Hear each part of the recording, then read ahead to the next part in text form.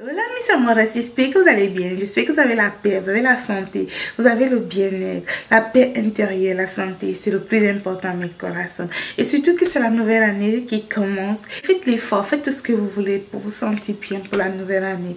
Enlevez tout le négatif, tout ce qui vous a fait du mal cette année 2017. Balayez cela de votre vie et recommencez une nouvelle année avec plein de bonnes choses. Aujourd'hui, je reviens avec cette nouvelle vidéo pour vous raconter une histoire de ma vie, une histoire qui m'est arrivée il y a des années. C'est une histoire que je n'ai pas eu l'habitude de raconter. Je ne sais même pas déjà si je l'ai racontée, à combien de personnes je l'ai raconté de ma vie. Mais j'ai voulu partager cette histoire avec vous parce que c'est une histoire, je sais, qui touche beaucoup de gens. L'histoire se passe lorsque j'étais toute jeune. J'avais 19 ans et comme vous le savez tous, je suis née dans une famille pauvre, donc nous n'étions pas riches et surtout que j'ai grandi toute seule avec ma maman et voilà, c'était pas facile pour nous. Un jour, je vais chez ma grand-mère et je croise une dame là-bas, une amie à ma grand-mère, et la dame dit à ma grand-mère, c'est qui a cette petite fille-là? Ma grand-mère dit, voilà, c'est l'enfant de ma fille Georgette et tout. Et dit à ma grand-mère, je veux que mon fils l'épouse. Je regarde la grand-mère là et la grand-mère là me dit, tu veux épouser mon fils? Je dis non. Elle me dit, tu veux pas épouser mon fils? Je dis non. Et ma grand-mère dit, ah, laisse-la, c'est un enfant. J'avais 19 ans, j'étais pas si enfant. Donc, je suis partie chez moi, je suis partie à la maison. Le lendemain, ma mère me dit, ah, tu as vu la grand-mère qui était avec grand-mère hier? Je dis oui. Elle dit que tu vas épouser son fils qui est en France. Son fils là, il est ici. Je disais à ma mère, en France? Ah, pas de problème. Ma mère me dit, ok, donc son fils, il va venir te voir un de ces jours. Dans 2 jours, 3 jours après, je suis à la maison. Ma mère n'était pas là, j'étais avec mes petites soeurs. Je vois un monsieur venir, bien grand de taille, un monsieur quoi. Et il avait, je pense, dans la trentaine, 35 ans, peut-être 36. Je ne me rappelle pas très bien. Il me vient, il me dit, bonjour. Je dis bonjour, c'est toi amour? Je dis oui, c'est moi. Il me dit, voilà, je suis telle personne. Je dis, bonjour tonton. Il dit, où ta tante? Je dis, ma tante n'est pas là. Il y avait la petite de maman qui habitait avec nous. Il me dit, où ta tante? Je dis, ma tante n'est pas là. Il dit, ah ok, je peux l'attendre? Je dis, ok, il n'y a pas de problème. Déjà, elle ne va pas mettre là. Asseyez-vous. J'ai pris la chaise, j'ai donné au monsieur. Le monsieur s'est assis. Et du coup, comme on devait cuisiner et tout, le gaz était terminé pour des gens qui savent comment ça se passe dans notre pays. Et il me dit, qu'est-ce que tu fais? Je dis, ben, j'étais en train de cuisiner, mais il n'y a plus de gaz. Et puis voilà, il me dit, ok. Il a sorti de l'argent de sa poche, il m'a donné, il m'a dit, vas-y, acheter le gaz. Et quand je suis revenue avec la monnaie, il m'a dit, non, reste avec la monnaie. Et pour moi, c'était beaucoup d'argent. J'ai dit, ah, le tonton, il est gentil. Moi, en fait, je savais pas que le fils dont la grand-mère là, elle disait que je devais épouser, je ne savais pas que c'était ce tonton là. Pour moi, c'était un tonton qui était venu chercher ma tante. Donc voilà, le tonton était assis, il me dit, vous buvez quoi? Je dis, on boit quoi? Il dit oui. Je dis, on boit du jus. Il dit, ok, prends le jus, tout ce que vous voulez avec tes petites soeurs. Voilà, je suis partie, j'ai acheté les jus avec mes petites soeurs, il m'a donné de l'argent. On a fini de boire le jus. Chacun avait son jus. Donc on était là, on était bien, on vivait, on faisait la belle vie. On attendait ma mère, on attendait mes tantes, ma tante et tout. Il appelait ma tante au téléphone, ma tante elle est venue. Ma tante dit, je suis trop contente que tu es venue me voir et tout et tout. Il me dit, ma tante me dit, tu connais le monsieur là? J'ai dit, non, non, je ne le connais pas. Et elle me dit, ben, il vient en France. J'ai dit, oh, il vient en France. France. Mais bon, j'ai pas quand même cru que c'était le tonton là parce que je trouvais le tonton là un peu plus trop âgé pour moi quoi. Malgré que j'ai toujours aimé les hommes âgés, mais bon, bref. Après ma maman elle est venue, il dit à ma maman qu'il veut parler avec elle. Ils m'ont demandé de me retirer, je me suis retirée. Ils ont fini de causer et tout. Et après ma maman elle m'appelle, elle me dit voilà, ça c'est, je ne vais même pas dire son nom parce que ça vaut pas la peine. Donc voici qui était telle personne, il dit qu'il veut t'épouser. Et voilà, ma mère a dit au monsieur ok, il n'y a pas de problème. Il dit à ma mère qu'il va venir me chercher le lendemain. Le lendemain, il est venu me chercher et il m'a emmené manger dans un restaurant. Après le restaurant, il est venu me déposer à la maison et il m'a apporté des petits trucs, des chocolats, des petits trucs de l'Europe et tout. J'ai amené, j'étais contente. Mais il y avait un truc qui ne me plaisait pas en fait sur le monsieur parce qu'il était trop sûr de lui. Il était trop sûr de lui, soit disant il est riche, il vient en Europe, il peut avoir la femme qu'il veut. Donc quand j'ai remarqué ça déjà, peut-être après trois rendez-vous avec lui, j'ai dit à ma mère que je ne voulais pas de ce monsieur. Je ne voulais pas de ce mariage. Le monsieur, il ne me plaisait pas. Ma mère me dit, non, tu ne peux pas refuser le premier mariage. On ne refuse pas le premier mariage. Si tu refuses le premier mariage, tu ne vas plus jamais te marier et tout. J'ai dit, mais moi, je ne veux pas ce monsieur. Il ne me plaît pas. Il est trop bavard. Il est trop sûr de lui. Ma mère me dit, non, tu dois accepter. J'ai dit, ok, qu'est-ce que je devais faire? Il me dit, voilà, je vais changer ta vie, je vais t'acheter ceci, je vais construire une maison à ta maman, je vais ouvrir une grande boutique à ta maman, une grande boutique à ta grand-mère, tu vas faire des grandes études, après tu vas venir me retrouver en France. Pour lui, j'avais l'impression qu'il avait trouvé une famille il était pour eux, le Dieu, quoi. Il était pour cette famille, le Dieu. Donc, il se prenait pour tout. Le monsieur, il était trop sûr de lui. Et ça, c'était un truc qui ne me plaisait pas sur lui parce qu'il était trop bavard. Mais qu'est-ce que je devais faire? Ma mère m'avait dit, on ne refuse pas le premier mariage. Donc, j'étais obligée d'accepter. Voilà, malgré qu'il ne me plaisait pas, mais j'étais obligée d'accepter. 2 semaines après, il vient me chercher. Il me dit, on va aller au restaurant.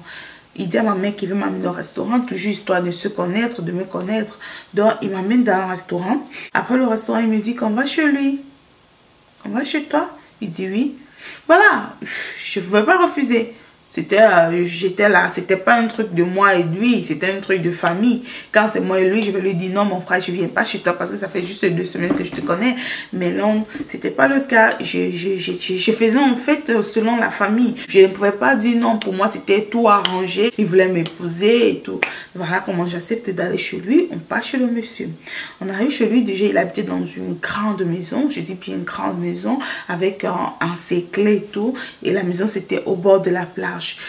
Donc c'était vraiment très beau. Et on arrive, il me dit, ça serait ta maison, je vais changer ta vie, tu vas voir, tu auras les ménagères, on va t'appeler madame.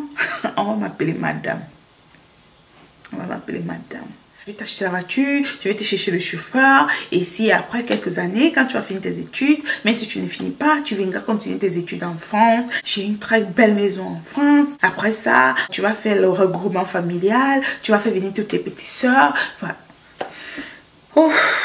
Pour lui, je pense que pour lui, dans sa tête, c'est qu'il sauvait la vie de quelqu'un en fait. Il avait quelqu'un de la misérable vie. Donc bref, voilà, j'entre chez lui, je m'assois, il me dit qu'il va aller, il va se changer et qu'il revient. Il entre dans la chambre, il m'appelle, il me dit, Amor, est-ce que tu peux venir ici dans la chambre? Dans ta chambre? Je lui dis oui. Ok. C'était une histoire de famille. Je me lève. Je vais dans la chambre, je retourne dans la chambre. Il me dit, voilà, j'ai envie de toi. Je ne l'appelais plus tonton en fait. Là, maintenant, je ne l'appelais pas son nom parce qu'il m'avait dit de ne pas l'appeler tonton. Et puis, c'était normal. Je ne veux pas épouser un homme et puis je vais l'appeler tonton. Donc, du coup, je ne l'appelais plus tonton. Et quand il me dit qu'il a envie de moi, je lui dis non, c'était pas possible parce que je ne connaissais pas encore. Il me dit, mais je vais t'épouser. Je dis, oui, je sais, mais voilà, j'avais quand même 19 ans, malgré que... Il était plus âgé que moi, mais j'étais une fille très intelligente. J'ai toujours été une fille très intelligente. Donc, pour moi, c'était même s'il va m'épouser, c'est pas la raison pour laquelle il va, voilà, coucher avec moi. Ok? Il me dit, ah, tu sais, toute la famille est d'accord que je dois t'épouser, donc je vois pas pourquoi tu vas refuser de dormir avec moi. Je lui dis, non, je peux pas parce que je suis pas prête.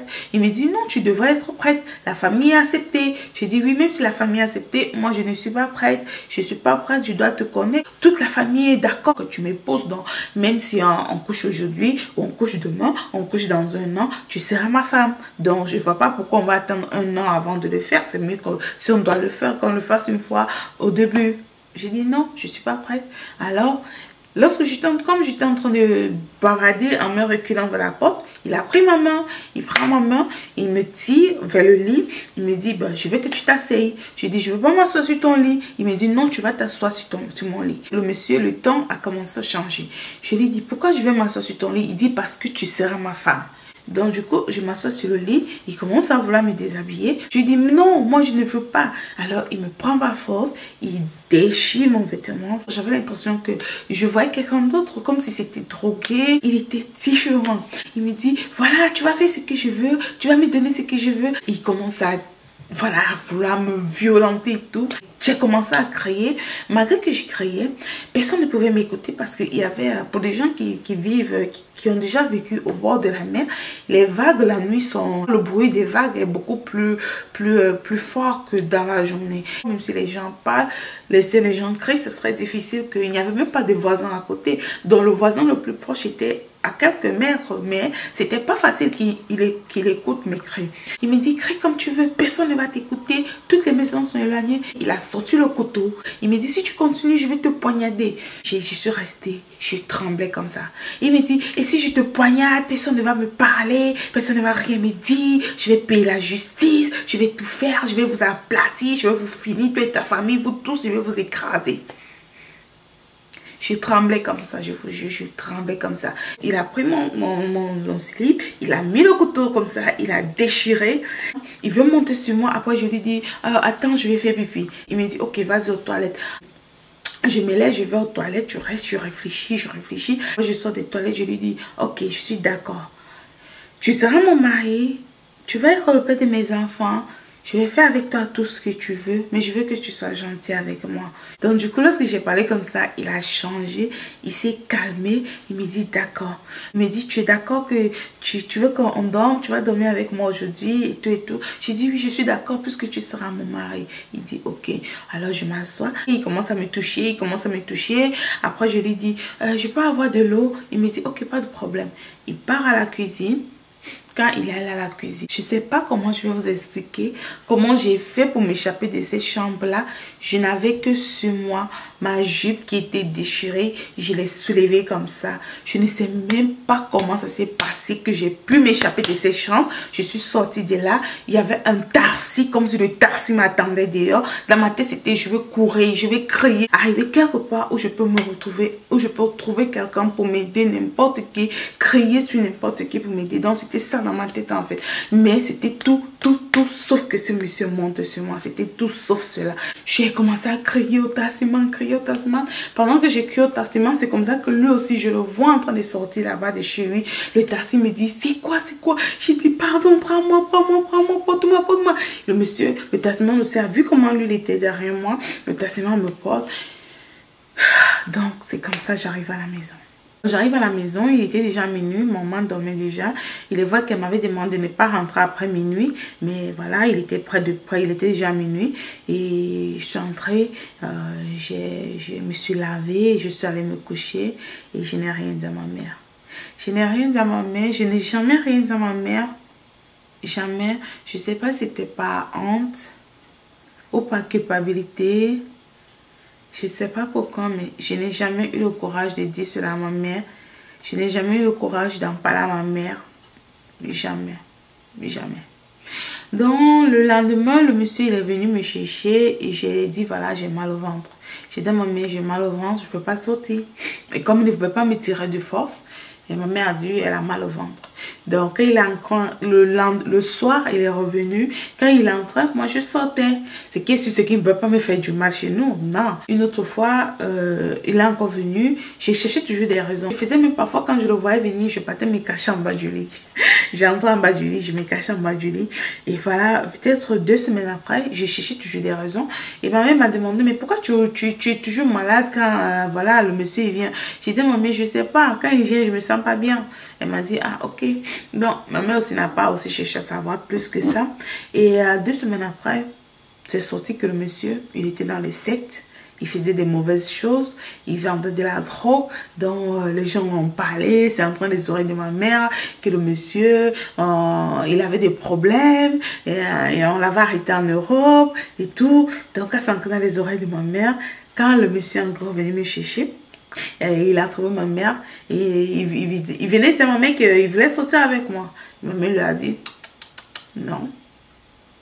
Il a dit à ma mère, pourquoi? Ma mère a dit non, je ne veux pas que tu l'épouses, je ne veux pas que tu épouses ma fille. Comme ça. Et il a dit à ma mère, pourquoi tu ne veux pas? Ma mère dit parce que tu n'es pas un homme sérieux, je ne veux pas que tu épouses ma fille. Il dit à ma mère, mais je vais changer votre vie, je vais l'épouser, je vais faire d'elle une femme digne, une femme responsable, machin. Ma mère a dit, fais de ta femme ce que tu veux, mais c'est pas avec ma fille. Tu ne vas pas épouser ma fille. Ma mère lui a dit, s'il te plaît, est-ce que tu peux partir? Voilà comment il est parti. Il n'est plus jamais revenu. Je n'ai jamais eu le courage de dire à ma mère ce qui s'était passé ce soir. Je ne sais pas, je n'ai pas eu le courage de l'en parler. Tout ce que le monsieur m'avait fait, comment il avait sorti le couteau, qui va me poignarder, tout. Je n'ai jamais eu le courage de dire à ma mère. Je n'ai jamais eu le courage. Jamais. Et c'est une histoire que j'ai voulu... Vous voyez, je ne sais pas si vous arrivez de vivre certaines histoires où vous voulez effacer de votre mémoire, effacer, c'est là, mais vous voulez effacer cette histoire. Et je vous assure, j'ai réussi à effacer cette histoire de ma mémoire pendant longtemps. Il n'y a pas longtemps que je me suis souvenu de cette histoire. Je l'avais complètement, j'ai dit, je ne veux pas me souvenir de ça. Je ne voulais pas me souvenir de ces moments-là. Ce sont des moments que j'ai eu peur de ma vie. Parce que vous voyez quelqu'un, il est comme si transformé avec le couteau qui va vous poignarder. Personne ne va rien lui dire. Il va écraser ta famille. Il est riche, il a de l'argent. Il peut acheter tous les avocats. Et toi, tu es une toute petite personne comme ça. Et ce monsieur, j'aimerais le rencontrer. J'aimerais le rencontrer. Je pense que mon prochain voyage en Afrique, ce serait pour rencontrer ce monsieur. Parce qu'il paraît qu'il vient en Afrique maintenant. Et je me suis renseignée ce dernier temps. Je vais aller chez lui, je vais le chercher. Qu'il soit marié, qu'il ait des enfants. Je vais chercher ce monsieur. Et je vais lui dire, tu te souviens de moi? Cette petite fille pauvre dont tu voulais changer la vie. Cette petite fille pauvre que tu as voulu violer. Que tu as dit que tu allais poignarder si elle ne couchait pas avec toi. Tu te souviens de moi? Et je vais lui dire deux mots. Je crois que je vais lui dire deux mots. Je ne sais pas encore exactement ce que je vais lui dire, mais je ne veux pas. Je ne veux pas quitter sans le voir. Sans voir ce monsieur. Sans lui dire ce que je pense de lui. Donc voilà un peu l'histoire. Cette histoire, je voulais la partager avec vous. Et aussi ouvrir les yeux de certains parents qui me suivent. Ne faites pas ça. Même si vous vivez des moments difficiles, même si c'est difficile, ne donnez pas à vos enfants parce que vous voulez que ces enfants puissent changer vos vies aux hommes qui ne savent, vous ne savez pas leur passé, vous ne savez pas leur vie.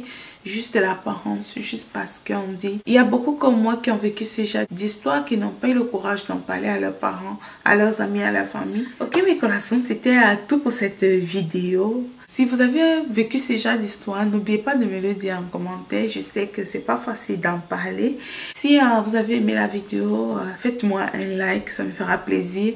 Si c'est la première fois que vous passez par là, je vous invite à vous abonner. Et n'oubliez pas de cliquer sur la cloche de notification pour ne manquer aucune de mes vidéos. Je vous invite à me suivre mes corazones dans mes réseaux sociaux. Je vous aime beaucoup. Et on se retrouve pour la prochaine vidéo que je ferai très bientôt. Bisous. Bye.